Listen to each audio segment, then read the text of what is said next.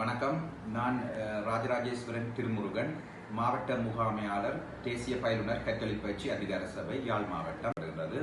நாங்கள் குறிப்பாக இளைஞர் யுவதிகள், அதாவது யூத்ஸை டார்கெட் பண்ணி அவர்களுக்கான தொழில்நுட்ப ரீதியான தொழிற்பயிற்சி அல்லது வொகேஷனல் ட்ரைனிங் வழங்கி அவர்களது எதிர்கால வேலை வாய்ப்புகள், தொழில் வாய்ப்புகளை உள்நாடு மற்றும் வெளிநாடுகளில் ஏற்படுத்தி கொடுத்தல் என்பது ஒரு பிரதான செயற்பாடாக அமைகின்றது. அந்த வகையிலே சில உதாரணங்கள், அதாவது எங்களிடம் கல்வி கற்ற அல்லது எங்களுக்கு உதவி, அதாவது எங்களோட பயிற்சியை வழங்குகின்ற சில அமைப்புகளோடு நாங்கள் நிறைந்த நெருங்கின தொடர்புகள் இருக்கின்றோம். அந்த வகையில் ஒரு சில புலமை சார் சொத்து சட்டம் 2003 அமைய சில அனுபவத்தை நான் பகிர்ந்து கொள்வதில் நான் விரும்புகின்றேன். அந்த வகையில் எங்கள்கிட்ட படித்த ஒரு மாணவர், அவர் உண்மையிலேயே முதல் தொழில்நுட்பத்தில், அதுவும் கணனிசார் தொழில்நுட்பத்துக்காக எமது நிறுவனத்தை நாடியிருந்தார். அந்த வகையில சில ஆய்வு கட்டுரைகளை எழுதி அவர் தனது மேலதிகாரியிடம் இதை கொடுத்திருந்தார், இதை பார்க்க சொல்லி. அந்த கட்டுரை மிகவும் சரியானதாக அமைந்ததால், தேவையானதாக அமைந்ததால் அந்த மேலதிகாரி அந்த கட்டுரையை அவருக்கு தெரியாமலே தனது கட்டுரையாக பிரசுரித்து விட்டார். இவ்வாறு அவருக்கு 3 ஆய்வு கட்டுரைகள் வெளியில், அதாவது அவர்கிட்ட அனுமதி இல்லாமல் திருடப்பட்டதாக அவர் என்னோட கலைத்துக் கொண்டார்.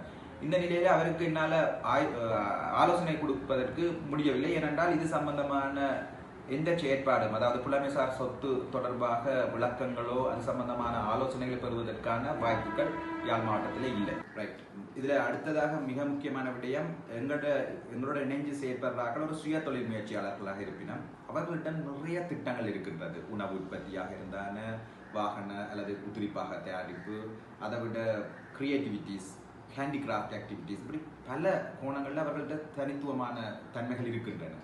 நான் அண்மையில் ஒப்பிட்டு பார்க்கும்பொழுது இந்த பிராண்ட் என்று சொல்லப்படுகின்ற அந்த உலகத்தரம் வாய்ந்த, சர்வதேச தரம் வாய்ந்த விடயங்களில் இந்த புலமைசார் சொத்து சட்டம் சரியாக செயற்படுவதாகவும், உள்ளூரில் எங்களோட உற்பத்தியாளர் செய்கின்ற விடயங்களில் இதற்கு இது சம்பந்தமான தெளிவு என்றது ஒரு பக்கம் குறைவு. அதை விட அவர்கள் இதுக்கு என்ன செய்வதென்று தெரியாமல் இருக்கின்றது. உதாரணமாக ஒரு பொருள் களவாடப்பட்டு விட்டால் அருகில் உள்ள போலீஸ் நிலையம், காவல்துறையிட்ட போய் முறையிடுவார்கள். அது சம்பந்தமான அடுத்தடுத்த செயற்பாடுகள் நீதிமன்றம் வரைக்கும் போகக்கூடிய மாதிரி ஒரு அமைப்பு இருக்கின்றன.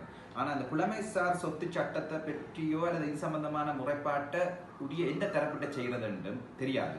அது மாதிரி அதுக்குரிய அமைப்பு, அதாவது சட்டம் என்றது ஒன்று இருக்குது, அதை நெறிப்படுத்தி அதை அமுலாக்கி அதை செயற்படுத்துறதுக்கான வடிவமைப்புகள், எந்த அமைப்புகளை போக வேணும், எப்படி போக வேணும், யார்கிட்ட முறையிட வேணும், என்ன மாதிரி இதை கொண்டு போக வேணும், இதுக்கான சட்ட இதுகள் என்றது ஒரு பக்கம். அதுக்கும் சில நேரம் இதுக்குரிய அமைப்பாக கொழும்புல நான் இனங்காணப்பட்டிருக்குது, சில ரிசர்ச் பண்ணி பார்த்தா. ஆனால் மாவட்ட ரீதியாகவோ மாகாண ரீதியாகவோ இல்லை என்பது மிக மனவருத்தத்துக்குரிய விஷயம்.